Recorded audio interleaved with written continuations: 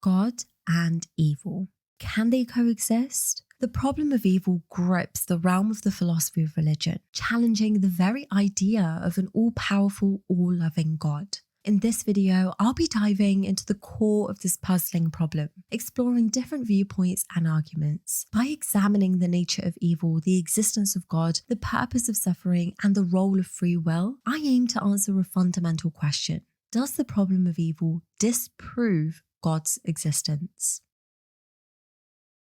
So when we talk about the problem of evil, we need to have a clear understanding of what we mean by God and evil. So in this video, we're talking about the traditional theistic idea of God, the one who's all-powerful, all-knowing, and perfectly good. And when we say evil, we're talking about bad things that happen in the world, like natural disasters or harmful actions done by people. Now, it's important to recognize that there are different kinds of evil. We've got natural evil, which includes things like earthquakes and hurricanes, and then we have moral evil, which refers to the bad things that people do, like hurting others or being dishonest. Understanding these distinctions helps us think about who's responsible for different types of evil and how it relates to the overall problem. You see, the problem of evil comes in two flavors, the logical problem of evil and the evidential problem of evil. Let's break them down. The logical problem of evil raises a big question. Can an all-powerful and all-loving God really coexist with evil? It uses fancy deductive reasoning to say that if God is super strong and super kind, then evil shouldn't exist. It's like saying, hey, if God can stop evil but doesn't, then he's not all-loving. And if he wants to stop it but can't, then he's not all-powerful. So either way, God can't exist. This logical problem of evil is known to have been put forward by Epicurus. Now, the evidential problem of evil takes a different approach. It uses inductive reasoning to say, hey, look at all this evil stuff happening in the world. It's pretty intense, don't you think? So doesn't that make it really unlikely that God exists? It doesn't try to disprove God's existence directly, but instead raises doubts based on the evidence of evil in the world. It looks at the different types and degrees of evil, from natural disasters to human cruelty, and argues that the sheer amount and intensity of evil make it highly unlikely that an all-powerful and all-loving God exists. You see, if God were truly as powerful and caring as we believe, wouldn't he intervene and prevent all these terrible things from happening? Now, the evidential problem of evil is something that many people who don't believe in God often bring up, and it sparks a lot of interesting discussions. This problem focuses on specific instances of evil that make it really hard to believe in an all-powerful and all-loving God.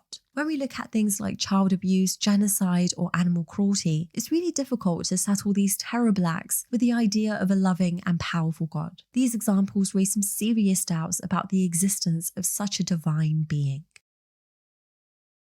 Now let's delve deeper into some possible solutions known as Theodicies that have been put forward to grapple with the problem of evil. These Theodicies seek to offer explanations that reconcile the existence of God with the presence of evil. This interesting idea suggests that evil actually helps create more goodness. You see, some people believe that certain bad things are necessary for us to develop moral values and grow as individuals. These hardships provide chances for us to show kindness, compassion, and selflessness. When we overcome and respond to evil, we can develop virtues like bravery, understanding, and strength. So, in a strange way, evil contributes to the growth of goodness.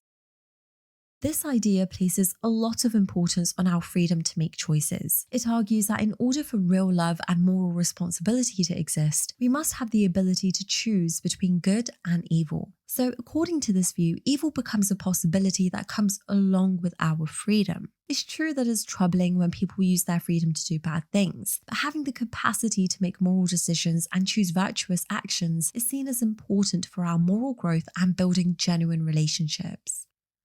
This idea tries to explain why there is evil in relation to natural events and the rules that control the world. It suggests that certain natural evils like earthquakes, diseases, and disasters are things we can't avoid because they are part of how the physical world works. Even though these events cause suffering and difficulties, they are considered necessary elements of the larger natural processes. This way of thinking suggests that having a stable and predictable physical world guided by natural laws is more important than the negative effects caused caused by these natural evils. Now look, you'll probably not come to a solid conclusion about whether God exists in the light of evil after watching this video, but it should make you think and reflect. Whether you find these theodicies convincing or not, exploring this topic helps us delve deeper into the complexities of human existence and the mysteries surrounding the nature of evil. So, do you think the problem of evil disproves the existence of God? Let me know in the comments. And if you found this video interesting, don't forget to like and subscribe, and I'll see you again